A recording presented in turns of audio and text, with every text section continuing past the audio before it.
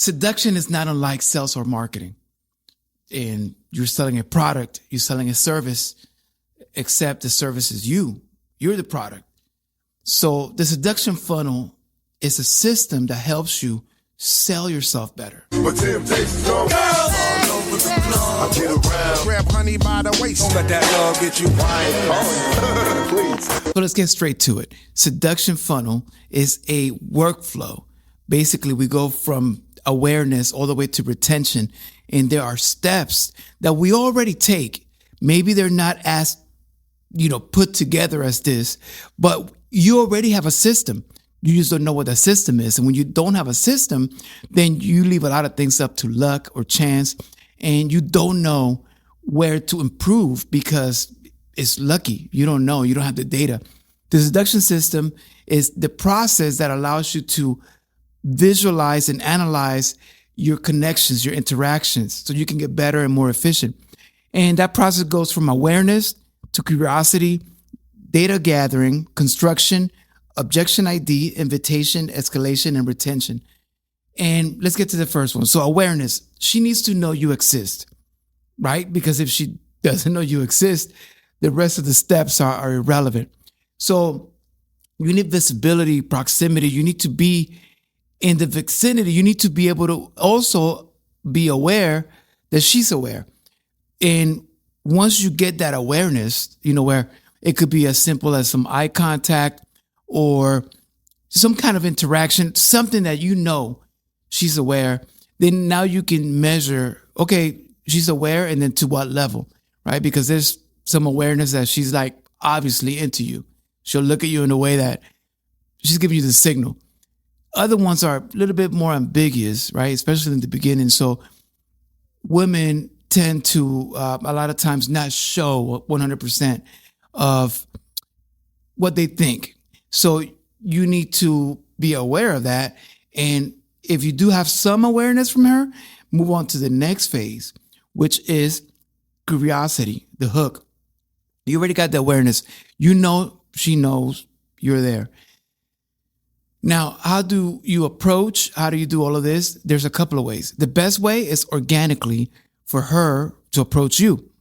That's the best case scenario because that's half the work. And if she comes up and after the awareness, she comes and asks a question. A lot of times, don't mistake those innocent questions. Women are very, very, smart. So, when she's asking you something, depending on how she's asking, what's the context, that might be her approach. So take that into consideration and don't do double work. Now, most times it's not that way. Most times as men, we are the approachers. And if that's the case, then you need a hook. You need something to bring her attention. In sales, you have that hook. In seduction as well. So what is that hook? That hook can be as simple as a hi, all the way to extreme hooks. And the more extreme and the more complex your hook, the more memorable it is. So a hi, how are you? Good morning. You could just do that. Hey, how are you? How's the weather? Hey, it's raining outside. Small talk. It's not memorable. We do this all the time. Now, I have a friend. He's an extreme case.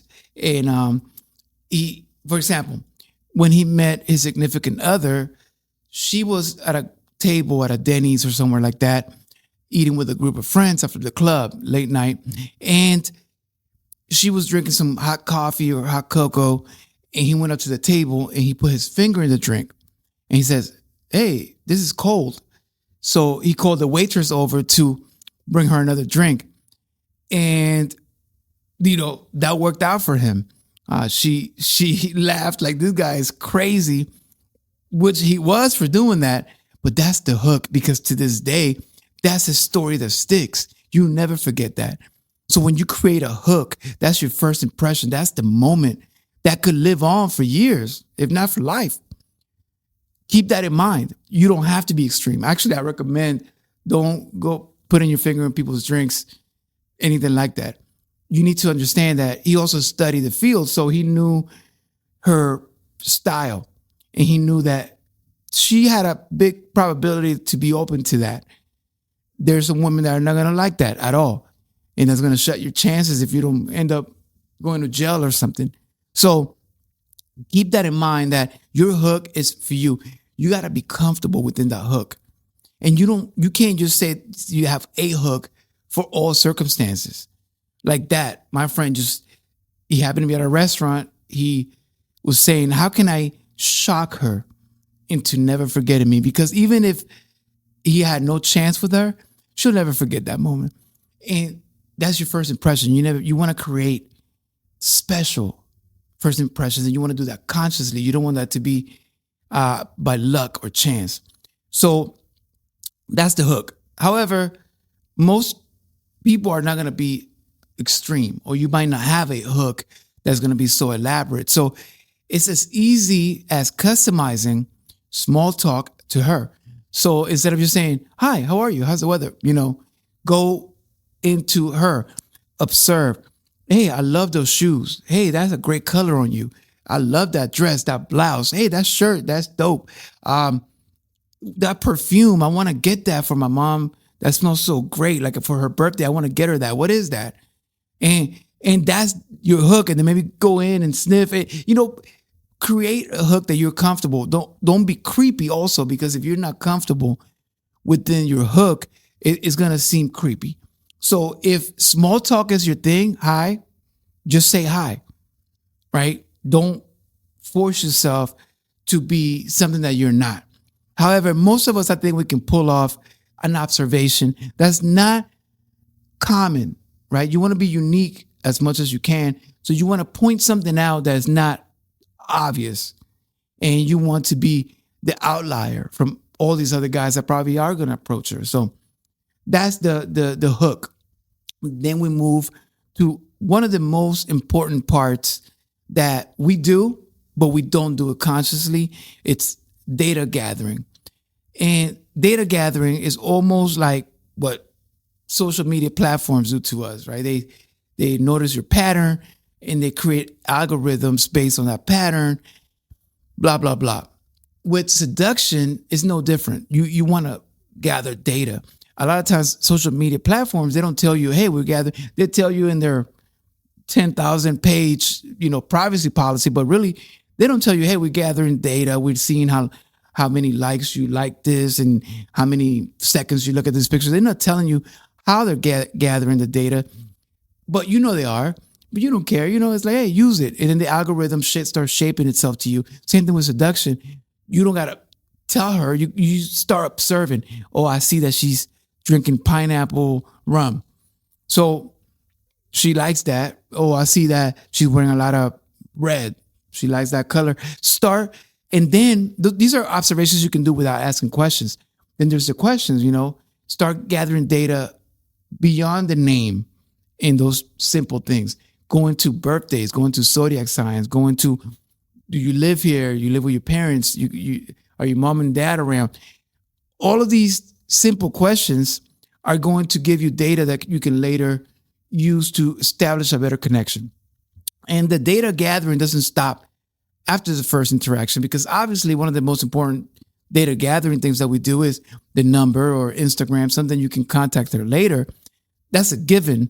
I'm speaking of little details that you can keep and later go, okay, she said that her dog, blah, blah, blah. So, now later in a conversation, you bring up her dog. Hey, how's Fido?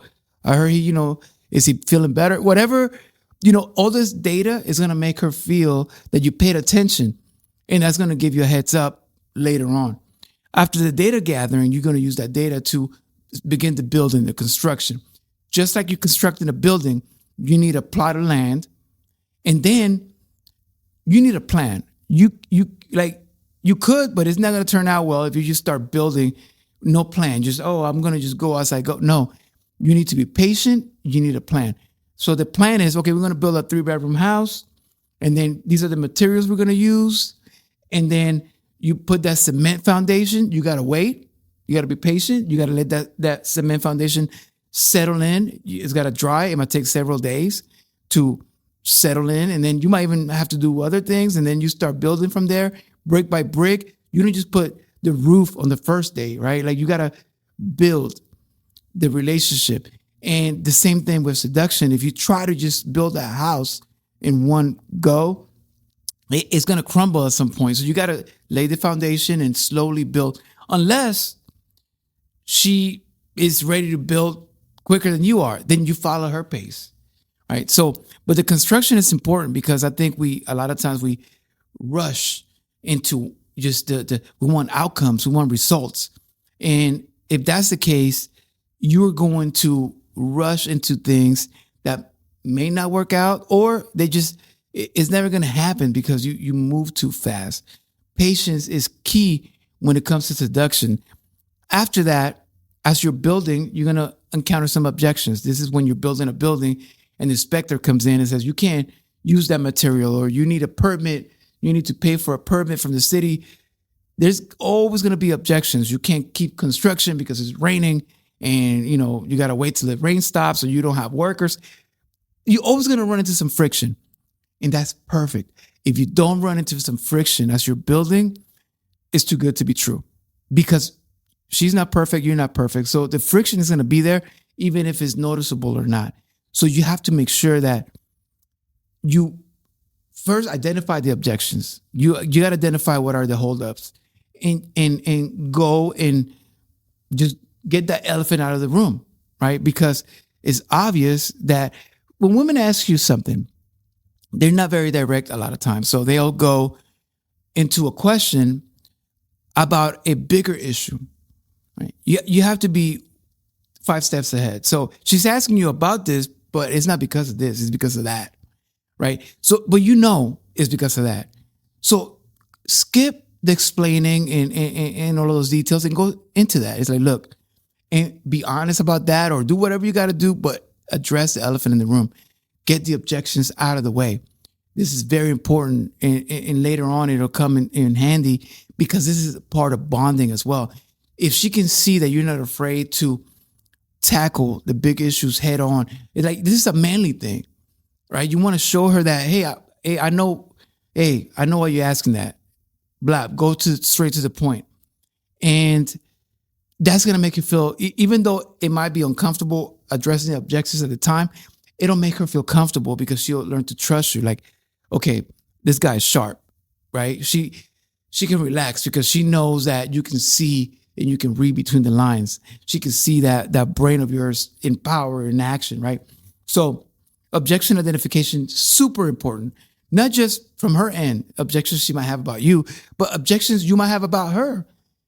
Be completely honest, because a lot of times we try to hide these objections because, you're trying to smash or whatever. So you're like, oh yeah, I don't like that character flaw that she has.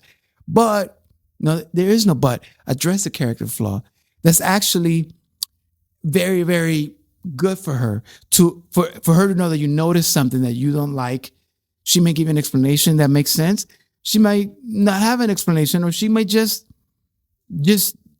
I don't know, but it's going to definitely be something that most guys don't do. Most guys will smile through all kinds of flaws and bad things because they're trying to get to smashing. They ignore all these flaws, and it's like, you can't do that.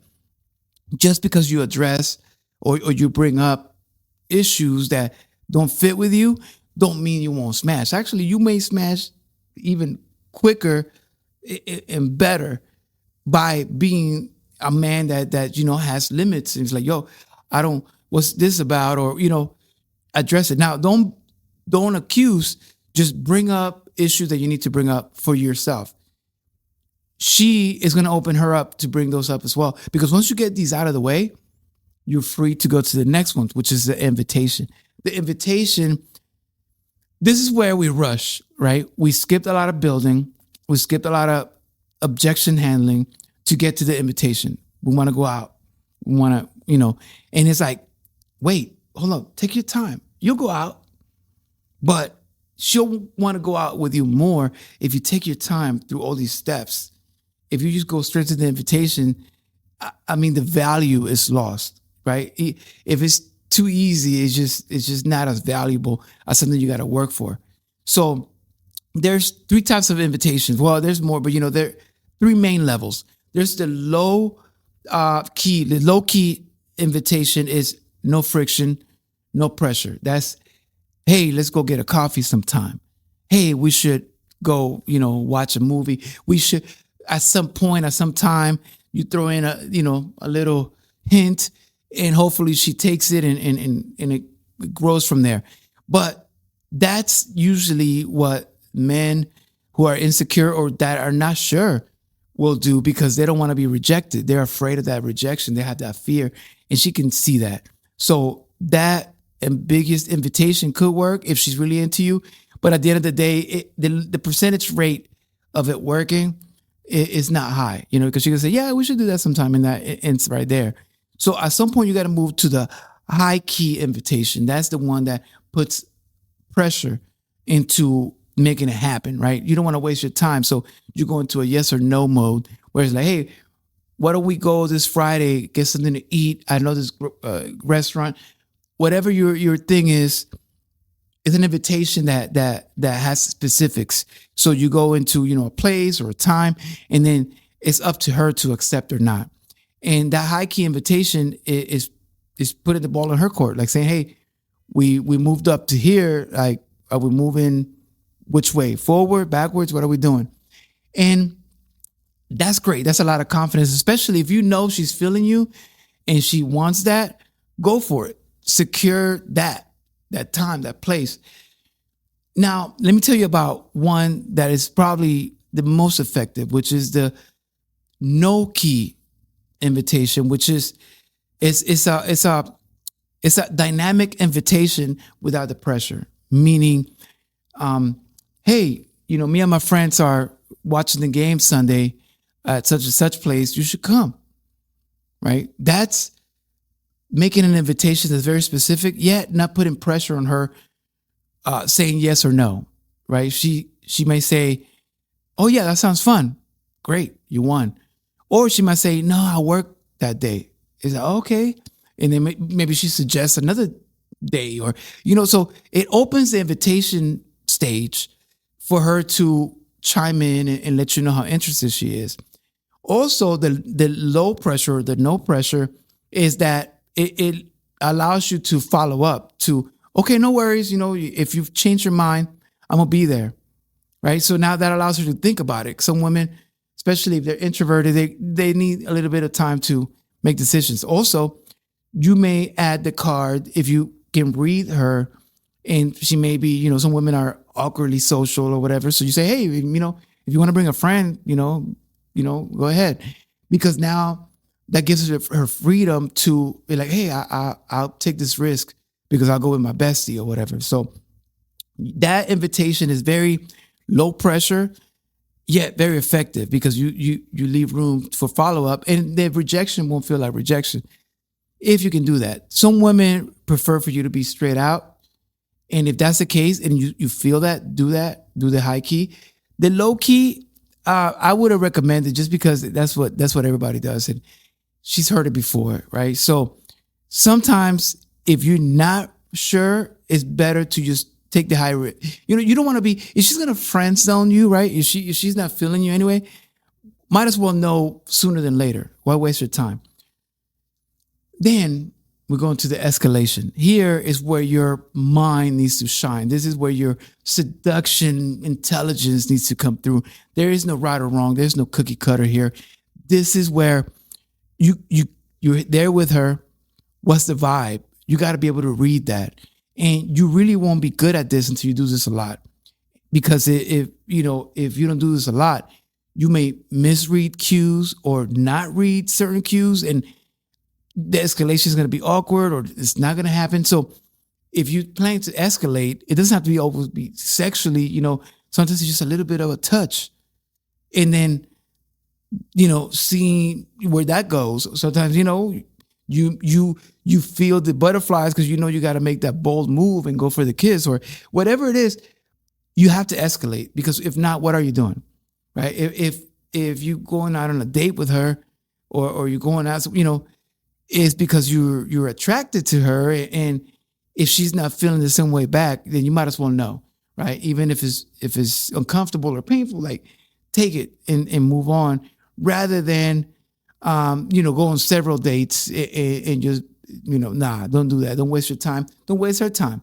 And then also your boldness is going to let her know what you're about. You're a confident man, and this is who you are. And she's either with it or she's not. And most likely she wouldn't even be on a date.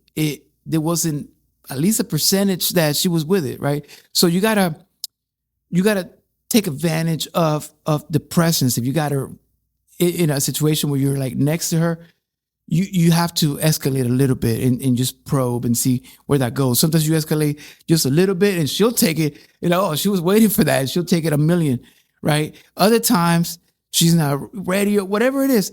You want to go into that space. You want to move into that stage from, getting to know each other to the escalation stage, because that's really what's going to let you know where you move forward from here.